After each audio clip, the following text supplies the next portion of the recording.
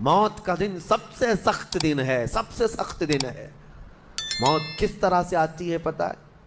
فرمایا گیا جیسے ریشم کے کپڑے کو کانٹوں کی جھاڑی پر ڈال دو اور کپڑا کھینچو، کپڑے کے تار تار نکلتے جائیں گے۔ فرمایا گیا ملک الموت روح نکالنے کے لیے جب آتے ہیں تو اسی طرح سے روح نکالتے رہتے ہیں، انگلیوں سے، پیروں کی، ہاتھوں کی انگلیوں سے، ناخنوں سے روح نکلتی نکلتی آتی ہے، ایک ایک جوڑ سے روح نکلتی ہے، یہاں تک کہ ناک تک اس کو کھینچ کر کے لایا جاتا ہے۔ اور قرآن میں اللہ فرماتا ہے تم اگر دیکھو گے کہ روح کیسی نکالی جا رہی ہے، یضربون وجوہہم وادبارہم، فرشتے آتے ہیں پیٹھ پر، پیچھے مارتے ہیں، زور زور سے مارتے ہیں اور پیشانیوں پر مارتے ہیں اور یہ کہتے ہیں اے نکل جا روح۔ اللہ فرماتا ہے تم اگر دیکھو گے کہ فرشتے کس طرح روح نکالتے ہیں تو کانپ کر رہ جاؤ گے، مار مار کر کے روح کو نکالا جاتا ہے۔ اور یہ چھوٹا سا وقت نہیں ہے، ادھر جھٹکا لگا ادھر موت ہو گئی، لمبا پروسیس ہے، اس سے جو گزرتا ہے وہی بتا سکتا ہے۔ بعض لوگوں کو ایسا لگتا ہے زہر کھا لیا ابھی موت ہو گئی، سوسائڈ کر لیا ابھی موت ہو گئی۔ موت اتنی آسانی سے نہیں آتی، لمبا پروسیس ہے۔ موت سے پہلے فرشتے آ جاتے ہیں، چاہے تم اچھے آدمی ہو، بیٹھے ہوئے ہو، تم کو بھی اگر موت آنی ہے تو تم پہلے فرشتوں کو دیکھنے لگ جاؤ گے، لیکن بتا نہیں سکتے کسی کو۔ موت سے تھوڑی دیر پہلے فرشتے قریب آ جاتے ہیں، پہلے جماعت فرشتوں کی آتی ہے، پھر ملک الموت آتے ہیں۔ ملک الموت ان فرشتوں کے بیچ آتے ہیں، جیسے ہی یہ مرنے والا آدمی ملک الموت کو دیکھ لیتا ہے پھر اس کے جسم میں کپ کپی طاری ہو جاتی ہے، اور ایسی کپ کپی طاری ہوتی ہے کہ کبھی پیشاب نکل جاتا ہے، کبھی پخانہ نکل جاتا ہے۔ اکثر دیکھنا مرنے والوں کی نجاست نکل جاتی ہے۔ ملک الموت کو وہ بہت قریب سے دیکھتا ہے، اور ان کی دو شکلیں ہیں، ایک بہت بھیانک شکل ہے، اس کو دیکھنا ہی عذاب ہے، اور ایک بہت خوبصورت شکل ہے، ان کو دیکھنا ہی رحمت ہے۔ وہ نیک بندوں کی روح نکالنے کے لیے جب جاتے ہیں تو خوبصورت شکل میں جاتے ہیں، اور جب گنہگاروں کی روح نکالنے جاتے ہیں تو بھیانک شکل میں جاتے ہیں، اور ان کو دیکھتے ہی مرنے والے کا جسم پیلا پڑ جاتا ہے، پیشانی اکھڑ جاتی، آنکھیں پھٹی رہ جاتی، اور پھر خرخرا آنے لگ جاتا ہے، یعنی خرخر کی آواز تیز ہو جاتی ہے۔ وہ بولنا چاہتا ہے اپنے پاس والوں کو لیکن بول نہیں سکتا، بند ہو جاتا ہے۔ یہ وہ وقت ہے جب اس کے توبہ کا دروازہ بھی بند ہو جاتا ہے۔ اگر فرشتوں کو دیکھ کر کوئی توبہ بھی کر لیا، ایمان لایا، تو اس کا ایمان قبول نہیں۔ اس وقت سے پہلے پہلے تک جو بھی ایمان لایا یا توبہ کیا اس کی توبہ قبول ہے، لیکن موت کا خرخرہ آ گیا اور فرشتوں کو دیکھ لیا، اس کے بعد بہت سارے کافر بھی پکاریں گے کہ ہم ایمان لاتے ہیں اللہ پر، نہیں، اب ایمان قبول نہیں ہوگا۔ موت اتنی آسانی سے نہیں آتی، اس کا پروسیس ہے۔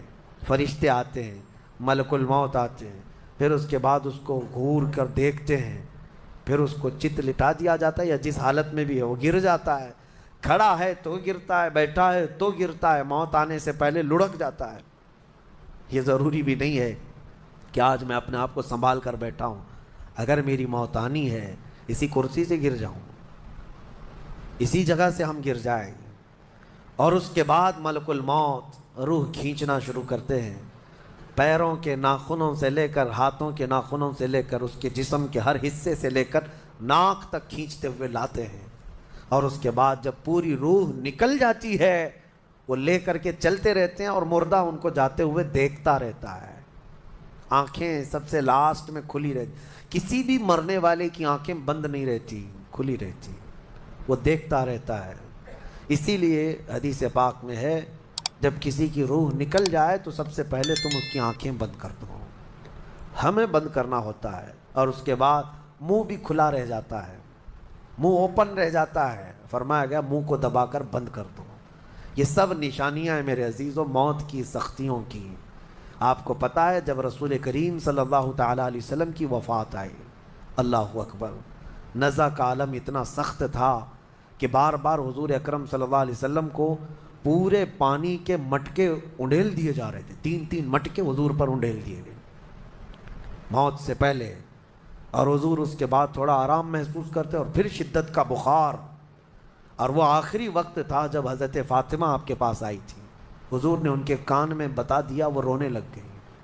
کیا کہا تھا؟ حضرت فاطمہ کہتی ہیں حضور نے فرمایا اے فاطمہ اب میں جا رہا ہوں, میرا آخری وقت ہے.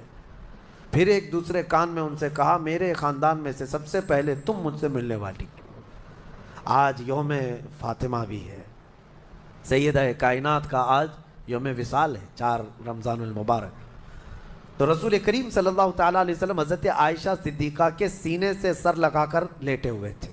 حضرت عائشہ فرماتی ہیں سنو, مجھے پتہ ہی نہیں تھا. حضور حضرت عائشہ سے زیادہ محبت کرتے تھے, اسی لیے آخر وقت میں حضرت عائشہ کے ہی حجرے میں رہنے لگے, باقی دوسری بیویوں کیا نہیں جاتے. حضرت عائشہ کہتی ہیں میں حضور اکرم صلی اللہ تعالیٰ علیہ وسلم کو کبھی مسواک دے رہی, کبھی پانی کے چھڑکاؤ کر رہی. تھوڑی دیر کے بعد حضور اکرم صلی اللہ تعالیٰ علیہ وسلم لیٹے لیٹے اسی طرح رہ گئے. حضرت عائشہ کہتی ہے میرے سینے پر حضور کا سر تھا, وہ اتنا بھاری ہو گیا مجھے لگتا تھا کہ میری پسلیاں ٹوٹ جائیں گی. یہ حضرت عائشہ کہتی ہیں مجھے ایسا لگتا تھا کہ میری پسلیاں ٹوٹ جائیں گی. ہوا کیا تھا؟ حضرت عائشہ فرماتی ہیں دروازے پر جبرائیل امین آئے, روح نکلنے سے پہلے کی بات ہے. حضرت عائشہ فرماتی ہیں حضور کے پاس جبرائیل آخری بار آئے, وہ غمگین حالت میں آئے یا جس حالت میں ہو. حضرت رسول کریم صلی اللہ علیہ وسلم سے عرض کرنے لگے یا رسول اللہ دروازے پر موت کا فرشتہ کھڑا ہے, آپ کی اجازت چاہتا ہے, اگر آپ اجازت دے دیں تو وہ آئے گا اور آپ کی روح پاک کو اللہ کے حضور لے جائے گا. اور یا رسول اللہ آج سے پہلے اس فرشتے نے کسی سے اجازت نہیں لی اور قیامت تک کسی کی روح نکالنے کے لیے وہ اجازت لے گا بھی نہیں. یہ صرف رسول پاک کی خصوصیت تھی. حضور نے فرمایا آنے دو. ملک الموت آئے اور جب حضور کی اجازت سے روح نکالی تو حضرت عائشہ کہتی ہیں اتنا بھاری ہو گیا تھا سر کہ مجھے لگتا تھا کہ میری پسلیاں ٹوٹ جائیں گی سینے کی.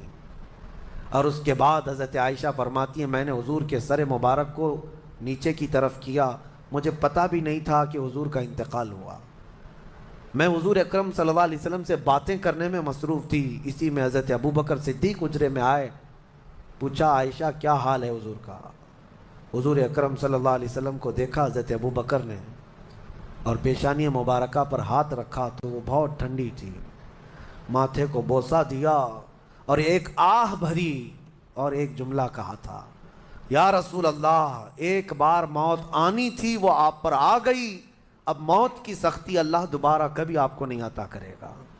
موت کی سختی کیونکہ حضور کو انہوں نے دیکھا تھا, کئی دنوں سے تکلیف تھی, 13 دن تک حضور پاک صلی اللہ علیہ وسلم کو تکلیف تھی, 13 دن تک. حضرت ابو بکر کہتے ہیں یا رسول اللہ اب موت کی سختی دوبارہ کبھی نہیں آئے گی, جو اللہ کا وعدہ تھا وہ پورا ہو گیا. پورا کھل کر کے رو بھی نہیں پا رہے تھے ابو بکر صدیق اور اپنے اندر دبا بھی نہیں پا رہے تھے. موت کی سختی انہوں نے دیکھا اور اس کے بعد کہا اے عائشہ کیا دیکھ رہی ہو, اللہ کے رسول ہم سے رخصت ہو چکے ہیں. پھر انہوں نے آ کر مسجد میں اعلان کیا اے لوگو اللہ کے نبی کا انتقال ہو چکا. اب مجھے یہاں یہ بتانا ہے اگر موت سے کوئی بچ سکتا تھا تو سب سے پہلا نمبر تو رسول اللہ کا ہونا چاہیے تھا, کیونکہ اللہ کے سب سے محبوب نبی وہی ہیں.